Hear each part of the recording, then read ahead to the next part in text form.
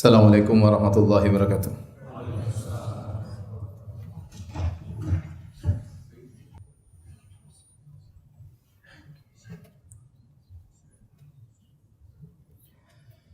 Innal hamdalillah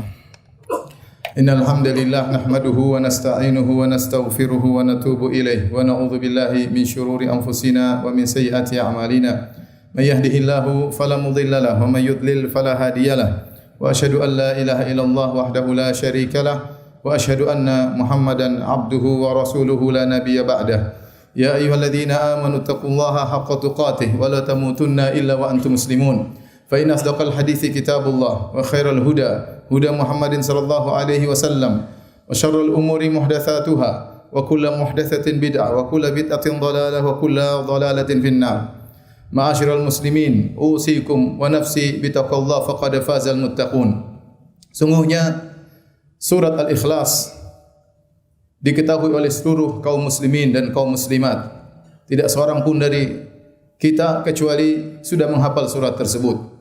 Dia adalah surat yang agung yang dibaca oleh Nabi sallallahu alaihi wasallam dalam kesehariannya berulang-ulang kali.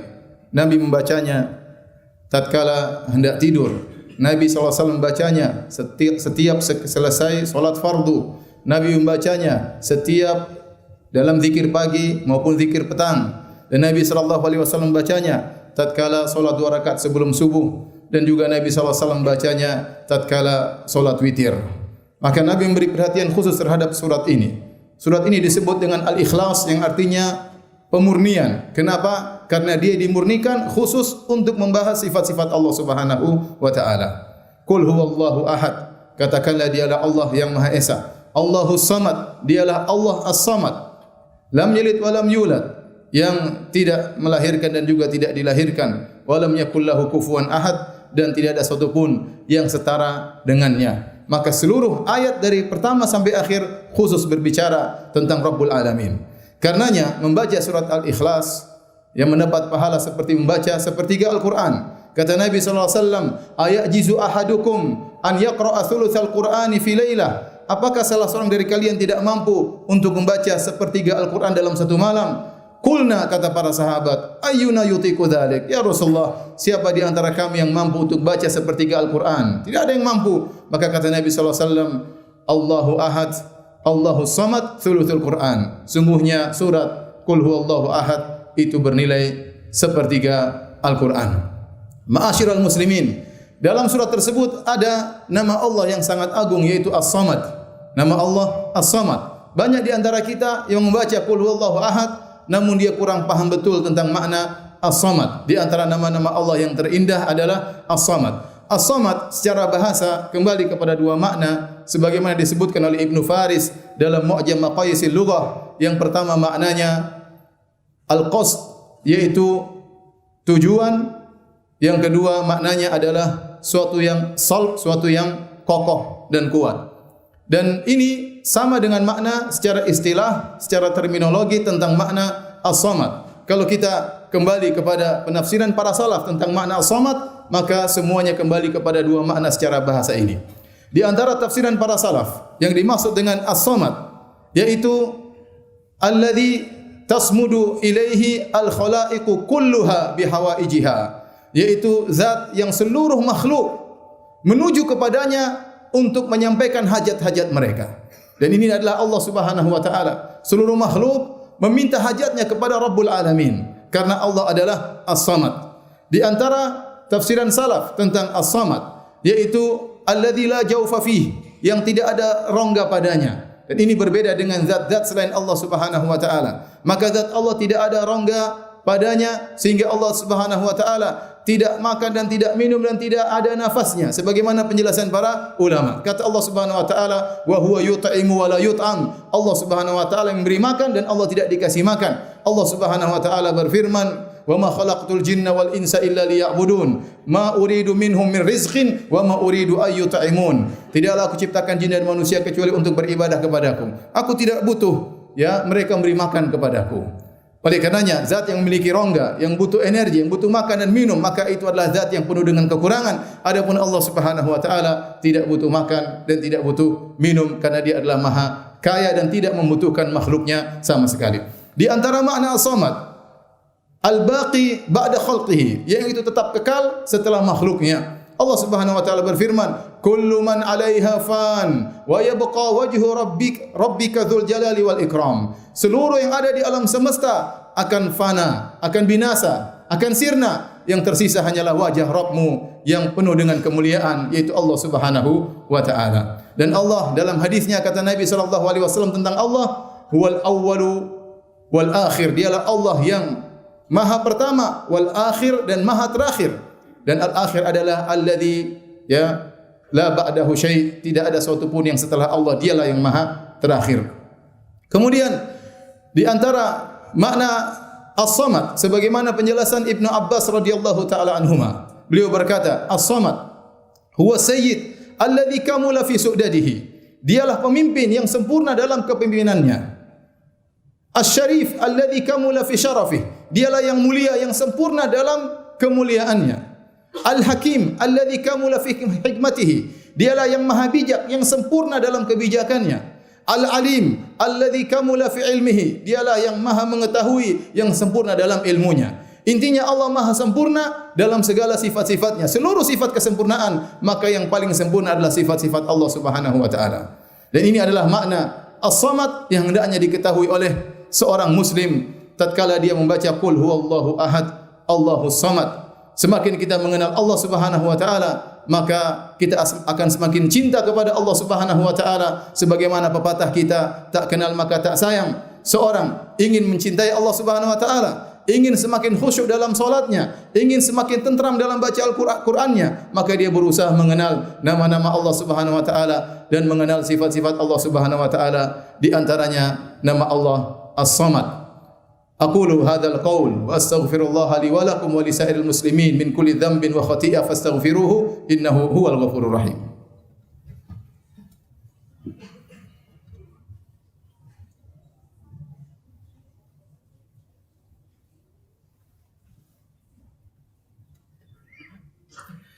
Alhamdulillahi ala ihsanih wa syukru lahu ala taufiqihi wa amtinanih wa asyhadu an la ilaha illallah wahdahu la syarika lahu ta'ziman li sya'nih wa asyhadu anna Muhammadan abduhu wa rasuluh da'ila ridwani. Allahumma salli alaihi wa ala alihi wa ashabi wa ikhwani. Ma'asyiral muslimin, tatkala kita mengetahui di antara nama Allah adalah As-Samad, apa faedah yang bisa kita dapatkan dari pengetahuan kita tersebut? Yang pertama, Allah Subhanahu wa taala berfirman, "Walillahil asmaul husna fad'uuhu biha." Bagi Allah nama-nama Allah yang terindah, maka berdoalah dengan nama-nama Allah tersebut. Maka di antaranya kita bisa bertawassul dengan nama Allah As-Samad tatkala kita mohon sesuatu kepada Allah Subhanahu wa taala. Sebagaimana dalam hadis Buraidah, sami'a an-nabi sallallahu alaihi wasallam rajulan yaqulu fi du'aihi. Ada seorang berdoa dan Nabi mendengar doanya. Lelaki ini berdoa dengan berkata, "Allahumma inni as'aluka bi anni asyhadu annaka antallah la ilaha illa anta al-ahadus samad alladzi lam yalid wa lam yulad wa lam yakul lahu kufuwan ahad." Seorang laki berdoa dengan berkata, "Ya Allah, sungguhnya aku mohon kepada Engkau dengan bertawassul dengan aku bersaksi bahwasanya Engkau adalah Allah yang tidak ada yang berhak disembah kecuali Engkau, ya Allah. Engkau adalah Al-Ahadus Samad, Engkau Maha Esa dan Engkau Maha As-Samad. Yang Engkau lam yalid wa lam yulad, Engkau tidak beranak dan juga tidak dilahirkan, wa lam yakul lahu kufuwan ahad, dan tidak ada satu pun yang setara dengan Engkau." Maka tatkala Nabi mendengar doa orang ini, Nabi SAW berkata, "Laqad sa'ala Allah bi ismihil a'zam alladzi idza su'ila bihi a'ta wa idza du'iya bihi ajab." Sungguh orang ini telah memohon kepada Allah dengan nama Allah yang agung, yang jika Allah diminta dengan nama tersebut maka Allah akan memberi, dan jika Allah didoakan dengan doa tersebut dengan nama tersebut maka Allah akan mengabulkan doa sang hamba. Oleh kerana seorang tatkala dia berdoa di antaranya dia bertawassul dengan nama Allah yaitu As-Samad. Kemudian di antara faedah dari kita mengetahui nama Allah As-Samad, bahwasanya kita tahu betapa keji orang-orang yang menyatakan Allah punya anak. Karena di antara tafsiran As-Samad tadi, Allah Subhanahu wa taala maha sempurna, tidak ada satu pun yang setara dengan Allah Subhanahu wa taala. Alladzi lam yalid wa lam yulad, yang Allah tidak melahirkan dan juga tidak dilahirkan. Kata Allah dalam hadis qudsi diriwayatkan oleh Imam Al-Bukhari, kata Allah Subhanahu wa taala, "Kadzdzabani ibnu Adam wa lam yakun lahu dzalik wa syatamani ibnu Adam wa lam yakun lahu dzalik. Sungguhnya anak Adam telah berdusta atasku dan dia tidak pantas untuk berdusta atasku. Dan sungguh anak Adam telah mencaciku dan dia tidak pantas untuk mencaciku. Amma takdzibuhu iyaya. Adapun dia berdusta atas namaku, dia berkata lan yu'idani, bahwasanya Allah tidak akan membangkitkan aku kembali. Ini pendustaan kepada Allah Subhanahu wa taala karena Allah sangat mudah untuk membangkitkan dia kembali. Wa amma syatmuhu iyaya. Adapun caci makinya kepadaku, qauluhu, dia berkata, ittakhadallahu waladan, bahwasanya Allah telah mengambil anak, Allah punya anak. Maka Allah Subhanahu wa taala berkata, wa ana al-ahadus samad, aku adalah yang Maha Esa dan aku adalah as-samad alladzi lam yalid wa lam yulad, yang aku tidak melahirkan dan aku tidak dilahirkan, wa lam yakun li kufuwan ahad, dan tidak ada satu pun yang setara dengan aku. Oleh karenanya, barang siapa yang mengatakan Allah punya anak, maka dia telah mengingkari sifat somadiyah, sifat somadnya Allah Subhanahu wa taala, dan dia dianggap oleh Allah telah mencaci Allah Subhanahu wa taala karena menunjukkan kekurangan, sifat kekurangan yang dimiliki oleh Allah Subhanahu wa taala. Karena konsekuensinya kalau Allah punya anak, pada anak tersebut akan setara dengan Allah Subhanahu wa taala. Kemudian di antara faedah yang bisa kita ambil dari pengetahuan kita tentang makna as-samad, bahwasanya Allah as-samad alladzi tasmudu ilaihi al-khalaiqu kulluha bi hawaijiha. As-samad adalah seluruh makhluk kembali kepadanya tatkala memohon pertolongan kepada Allah Subhanahu wa taala. Semua makhluk butuh kepada Allah Subhanahu wa taala. Dan Allah Maha Kaya dan Allah Maha Sempurna, sifatnya penuh dengan kesempurnaan. Tatkala kita tahu Tuhan kita Maha Sempurna, tatkala kita tahu bahwasanya kita butuh kepada Allah Subhanahu wa taala, maka kita berusaha tidak meminta kecuali hanya kepada Allah Subhanahu wa taala. Kita berusaha tidak berharap kecuali hanya kepada Allah Subhanahu wa taala. Kita merendahkan diri kita, memohon berdoa hanya kepada Allah Subhanahu wa taala. Maka sungguh celaka orang-orang yang tatkala mereka dalam kondisi terdesak, kemudian mereka minta kepada selain Allah Subhanahu wa taala. Mereka minta kepada wali-wali, mereka minta kepada nabi, mereka minta kepada sunan-sunan, mereka minta kepada mayat-mayat di kuburan, dan mereka meninggalkan al-fardus samad, al-ahadus samad, Allah yang Maha Esa dan yang membutuhkan kepadanya segala sesuatu. Oleh karenanya Nabi SAW dahulu mengajarkan kepada para sahabat, sebagian sahabat, agar mereka tidak meminta kecuali hanya kepada Allah Subhanahu wa taala. Seorang sahabat berkata, Auf bin Malik al-Asja'i, kunna 'inda Rasulillah sallallahu alaihi wasallam. Kami di sisi Nabi sallallahu alaihi wasallam. Sekitar 9 orang atau 8 orang atau 7 orang. Kemudian Nabi berkata, "Ala tubayyi'una Rasulullah sallallahu alaihi wasallam? Tidakkah kalian membaiat Rasulullah?" Padahal kami baru saja membaiat beliau. Kami berkata, "Qad bay'naka ya Rasulullah, kami sudah membaiat engkau wahai Rasulullah." Maka Rasulullah SAW berkata lagi, "Ala tubayyi'una Rasulullah? Tidakkah kalian membaiat Rasulullah?" Maka fabasatna aydiyana, kami pun julurkan tangan kami siap untuk membaiat Nabi sallallahu alaihi wasallam. Dan kami berkata, qad bay'naka ya Rasulullah, fa ala ma nubai', ya Rasulullah, kami sudah membaiat engkau, membaiat apa lagi ya Rasulullah? Maka Rasulullah SAW bersabda, ala an ta'budullaha wa la tusyriku bihi syai'a. Kalian membaiatku lagi, yaitu jangan beribadah kecuali hanya kepada Allah dan jangan berbuat syirik sama sekali. Wa shalawatil khams, jangan tinggalkan salat 5 waktu. Wa tuti'u, dan kalian taat kepadaku. Kemudian Nabi berkata, wala tas'aluna an-nasa syai'a, dan jangan kalian minta kepada manusia apapun. Sehingga falaqad ra'aitu ba'dha ulaika nafar yasqutu sautu ahadihim fama yas'alu ahadan yunawilu iyah. Sungguh aku lihat salah satu daripada 9 orang tersebut, tatkala dia sedang naik tunggangannya, lantas cemetinya jatuh, maka dia tidak suruh orang lain untuk mengambilnya, dia turun sendiri untuk mengambil cemeti tersebut. Dia ingin menerapkan baiat dia kepada Nabi SAW, la tas'aluna an-nasa syai'a, jangan minta kepada manusia sama sekali. Semakin orang tidak minta kepada orang lain, semakin kuat tauhidnya, semakin kuat tawakalnya kepada Allah Subhanahu wa taala, semakin rasa butuhnya kepada Allah semakin tinggi, semakin dia tidak butuh kepada orang lain. Nabi SAW juga pernah berkata dalam hadis Thauban, man yatakaffali alla yas'alan nas atakaffalahu bil jannah. Siapakah yang mau menjamin kepadaku tidak minta kepada manusia sama sekali, aku jamin baginya surga. Maka kata Thauban, ana ya Rasulullah, saya menjamin kepadamu, aku tidak akan minta kepada manusia sama sekali. Maka Rasulullah SAW jamin baginya surga.